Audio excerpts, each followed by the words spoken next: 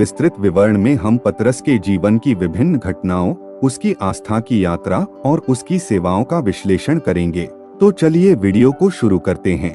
शमौन का जन्म बेतसैदा नामक एक छोटे से गांव में हुआ था, जो गलील सागर के किनारे स्थित था। वह एक मछुआरे परिवार से था और अपने पिता योना के साथ मछली पकड़ने का काम करता था। शमौन का परिवार यहूदी था और वे अपने धर्म के प्रति आस्थावान थे।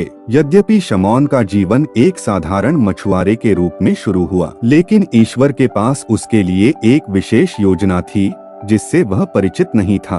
शमौन का जीवन गलील सागर के किनारे मछलियों के साथ बीतता था। मछलियां पकड़ना उसके जीवन का मुख्य व्यवसाय था और उसने यह काम अपने पिता से सीखा था।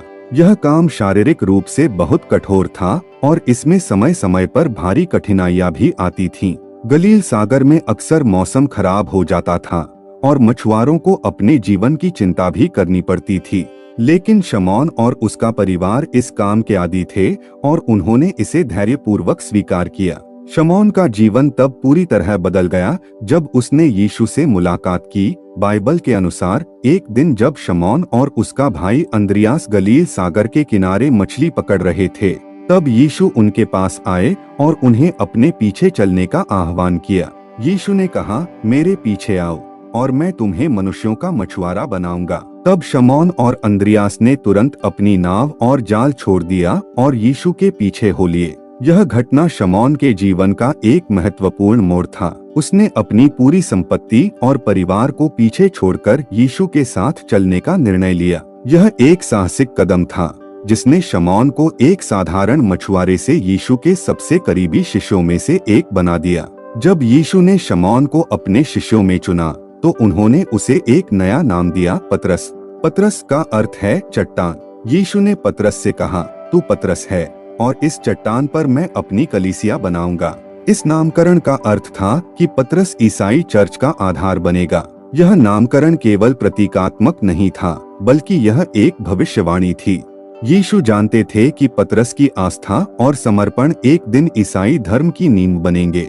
इस प्रकार शमौन से पतरस बनने की यात्रा शुरू हुई, जिसमें उसने अपने जीवन को पूरी तरह से मसीह की सेवा के लिए समर्पित कर दिया। पतरस की आस्था गहरी थी, लेकिन वह हमेशा मजबूत नहीं रही। उसकी आस्था में कई बार संदेह और कमजोरी भी आई। फिर भी पतरस ने यीशु के साथ रहते हुए कई चमत्कार देखे और उनमें भाग भी लिया। एक बार जब पतरस और दूसरे शिष्य नाव में सवार होकर गलील सागर पार कर रहे थे, तब उन्होंने देखा कि यीशु पानी पर चल रहे हैं। पतरस ने यीशु से कहा, प्रभु, यदि आप हैं तो मुझे पानी पर चलने का आदेश दें। तब यीशु ने उसे बुलाया और पतरस नाव से उतरकर पानी पर चलने लगा। लेकिन जब उसने हवा को देखकर डर महसूस किया, तब वह डूबने लगा। उसने चिल्लाकर कहा, प्रभु, मुझे बचाइए। यीशु ने तुरंत उसका हाथ पकड़ लिया और कहा, अरे अल्पविश्वासी, तूने क्यों संदेह किया? यह घटना पतरस की आस्था में कमजोरी को दर्शाती है, लेकिन साथ ही यह भी बताती है कि जब उसने यीशु पर विश्वास किया, तब वह असंभव को भी संभव कर सका। यह घटना हमें यह सिखाती है कि आस्था में संदेह का होना स्वाभाविक है, लेकिन जब हम अपने संदेहों को दूर करते हैं और पूरी तरह से ईश्वर पर भरोसा करते हैं, तो हम बड़े से बड़े कार्य कर सकते हैं। तो मित्रों, आगे की कहानी जानने से पहले वीडियो को एक लाइक करके चैनल को सब्सक्राइब जरूर करिए, क्योंकि यह आपके लिए 1 सेकंड का काम है, लेकिन इससे हमारी काफी मदद होती है। पतरस ने अपने जीवन में कई चमत्कार किए। जब वह यहूदी और गैर यहूदी क्षेत्रों में प्रचार कर रहा था, तब उसने कई लोगों को चंगाई दी और मृतकों को भी जीवित किया। एक बार जब वह लुद्दा नामक शहर में था, तब उसने एनेस नामक एक व्यक्ति को चंगा किया जो 8 साल से बिस्तर पर पड़ा था। पतरस ने उससे कहा, एनेस, यीशु मसीह तुझे चंगा करता है, उठ और अपना बिस्तर ठीक कर। एनेस तुरंत ठीक हो गया और चलने लगा। इसके अलावा पतरस ने याफा में तबिथा नामक एक महिला को भी जीवित किया जो मर गई थी। पतरस ने उसके लिए प्रार्थना की और कहा, तबिथा, उठ। तब तबिथा ने अपनी आंखें खोली और उठ बैठी। इन चमत्कारों ने पतरस की प्रतिष्ठा को और बढ़ाया और लोगों में विश्वास को मजबूत किया। पतरस ने हमेशा यह स्पष्ट किया कि ये चमत्कार उसकी अपनी शक्ति से नहीं, बल्कि यीशु मसीह की शक्ति से हो रहे हैं। पतरस का सबसे प्रसिद्ध और विवादास्पद क्षण तब आया जब उसने यीशु का इनकार किया। यह घटना यीशु की गिरफ्तारी के समय की है, जब यीशु को गिरफ्तार किया गया और पतरस को पहचाना गया तो उसने 3 बार यीशु का इनकार किया। उसने कहा, मैं उस मनुष्य को नहीं जानता। इस घटना के बाद जब पतरस ने मसीह की आंखों में देखा तो उसे अपनी गलती का एहसास हुआ और वह बहुत रोया। इस इनकार ने पतरस की आस्था में आई कमजोरी को उजागर किया, लेकिन साथ ही यह भी दिखाया कि वह अपनी गलती को समझने और उसे सुधारने के लिए तैयार था। यीशु के पुनरुत्थान के बाद पतरस को मसीह ने पुनर्स्थापित किया। पुनरुत्थान के बाद जब यीशु ने पतरस से 3 बार पूछा, क्या तुम मुझसे प्रेम करते हो, तो पतरस ने तीनों बार कहा, हाँ प्रभु, आप जानते हैं कि मैं आपसे प्रेम करता हूँ। तब यीशु ने उसे अपनी भेड़ों को चराने की जिम्मेदारी सौंपी। इस प्रकार पतरस को मसीह ने पुनर्स्थापित किया और उसे भविष्य के चर्च का नेता बनाया। पतरस ने यीशु के स्वर्गारोहण के बाद यरूशलेम में प्रारंभिक चर्च की स्थापना की। उसने पेंटेकोस्ट के दिन पहली बार प्रचार किया और 3000 से अधिक लोग ईसाई बने। पतरस ने कई चमत्कार किए और यहूदियों और गैर यहूदियों दोनों के बीच प्रचार किया। उसने कई चर्चों की स्थापना की और उन्हें मजबूती दी। पतरस का प्रचार कार्य बहुत प्रभावशाली था। उसने यहूदी और गैर यहूदी दोनों के बीच ईसाई धर्म का प्रचार किया। पतरस ने रोम, कोरिन्थ और अन्य प्रमुख शहरों में चर्चों की स्थापना की। वह हमेशा यीशु के संदेश को फैलाने में अग्रणी रहा और उसने इस काम के लिए अपने जीवन को समर्पित कर दिया। पतरस और पौलुस दोनों ही ईसाई धर्म के महान प्रेरित थे, लेकिन उनके दृष्टिकोण और कार्य करने के तरीकों में कुछ मतभेद थे।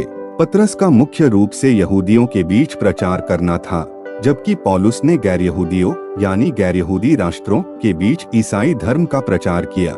इस मतभेद का कारण यह था कि प्रारंभिक ईसाई समुदाय मुख्य रूप से यहूदी पृष्ठभूमि के लोगों से बना था और उन्होंने यहूदी धार्मिक प्रथाओं को पालन किया।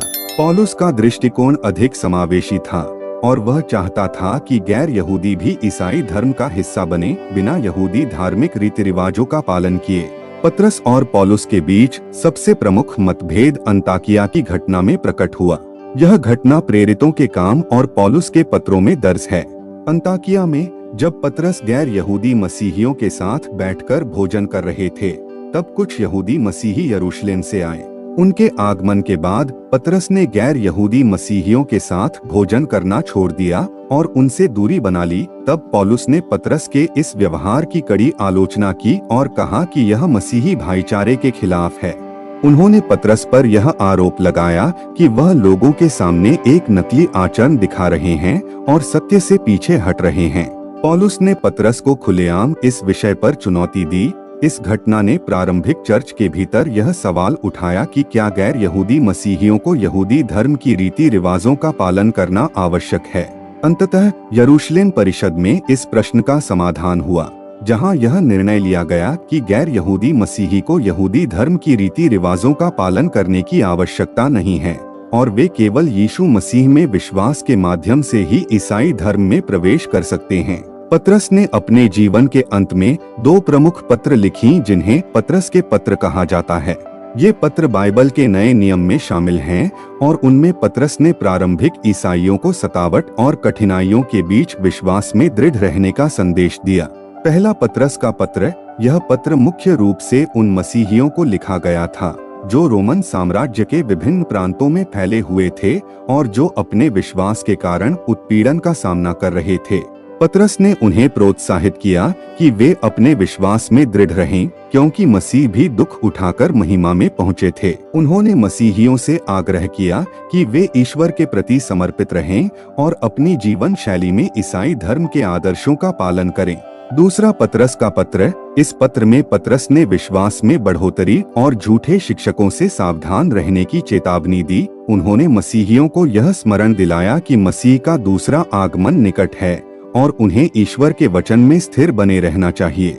यह पत्र मसीही जीवन में नैतिकता और आस्था की आवश्यकता पर जोर देता है। पतरस की शहादत रोम में हुई थी और यह ईसाई परंपरा के अनुसार सम्राट नीरो के शासनकाल में हुई। रोम के राजा नीरो ने मसीहियों पर अत्याचार करने के लिए व्यापक अभियान चलाया था और पतरस को इस दौरान गिरफ्तार कर लिया गया था। रोम में पतरस को सजा सुनाई गई और उसे क्रूस पर चढ़ाने का आदेश दिया गया। लेकिन पतरस ने यह अनुरोध किया कि उसे उल्टा क्रूस पर चढ़ाया जाए, क्योंकि वह खुद को मसीह के समान मरने के योग्य नहीं समझता था। इस प्रकार पतरस को उल्टे क्रूस पर चढ़ाकर मारा गया। यह घटना उसकी गहरी विनम्रता और ईश्वर के प्रति उसके संपूर्ण समर्पण को दर्शाती है। पतरस की शहादत ने ईसाई धर्म को गहराई से प्रभावित किया। वह प्रारंभिक चर्च के एक महान नेता थे और उनके योगदान ने मसीही धर्म की नींव को मजबूत किया।